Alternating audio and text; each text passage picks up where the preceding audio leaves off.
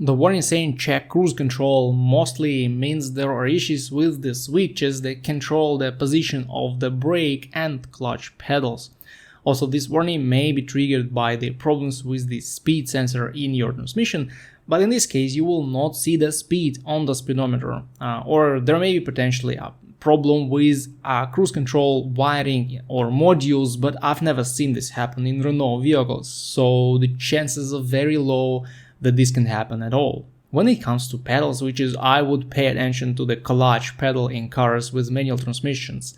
The problem is that the clutch pedal usually has two switches. The first one covers the initial movement of the pedal, and the other one is triggered when the pedal is pressed to the floor.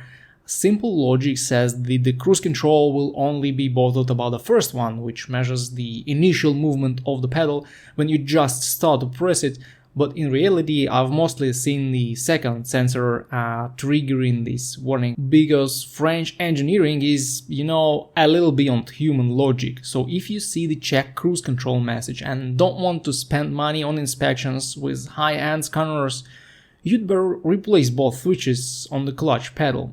Fortunately, they both cost less than a decent garage will take for inspections. But before you buy one, there is one more trick for all the cars, like let's say pre-2015 models. Have a look at the clutch switches and confirm that they disengage and engage when you press the clutch pedal. A lot of Renault vehicles had self-adjusting clutch system, and over time the clutch pedal moved a little from its original position.